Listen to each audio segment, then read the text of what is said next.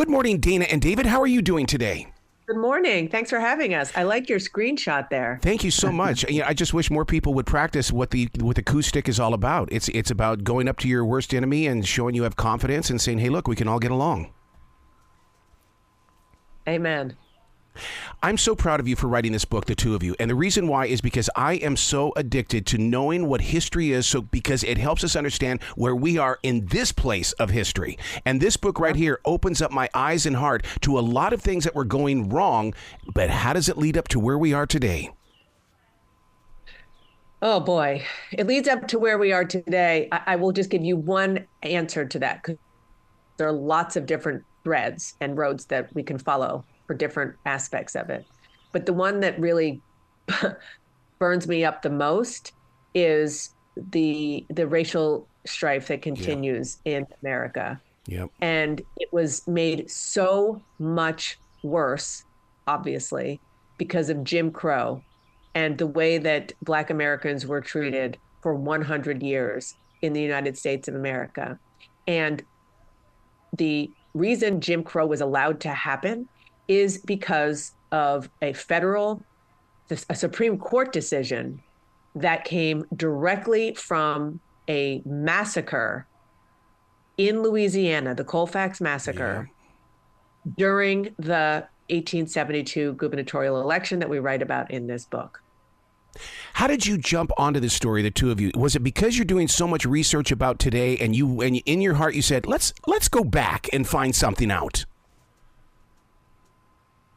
Actually, it was a suggestion from Dan Abrams, really, who is an old friend and whom I've worked with before, who called and said, you really should look at this, and I began looking at it, and I thought, who would be the right person to tell this story to America?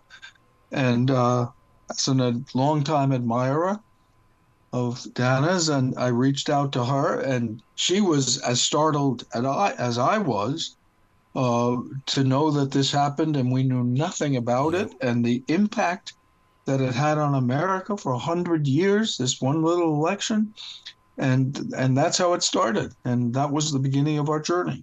Dana, you know how we always throw things underneath the carpet. I can't imagine where you even began to find this story, because I'm still startled by this story, wondering, why didn't my grandmother or my grandfather tell me of this? Why is it that it just suddenly stopped? Well, we know the reason for that. And I didn't learn about it either in school. And the reason for that is because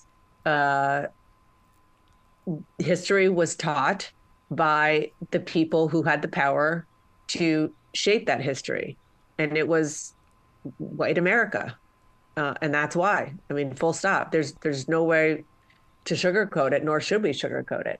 And now, in much, much, much more modern times, recent times, thank goodness, as a society, we have tried to be better about having a more fulsome understanding of America. I mean, why was Juneteenth just made a federal holiday in 2021? Same answer.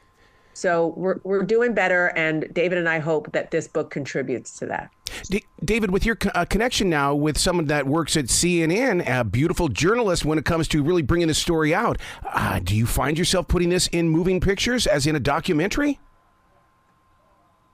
We were just talking about that. It is such a compelling story, and again, I repeat, the parallels in many cases are word for word as what we're talking about today. I mean, literally, you had crowds in the street chanting, "Hang him, hang him." You had a contested election in which the means used to prevent people from voting are exactly the same as the claims being made. You had an assassination attempt on one of the candidates. You had one of the candidates claiming to be the most abused man in America. On and on and on. The parallels were astonishing. And what it led to, I mean, we're all asking, all Americans are asking today, where are we going? What's next? And this is the roadmap. Unless we change, unless we start doing things different, here is the violence, here is the Supreme Court making decisions that change the direction of the country. The two of you are a voice. You're activators. You're giving us a story. 7 minutes is not enough time with you guys, but I'm just so blessed to have the honor to help share this book with those that are picking up and listening to this show. Thank you so much for being a part of it. Thank you for being so excited about it. We really appreciate it. Well, Thank you. You guys be brilliant today, okay? Thank you.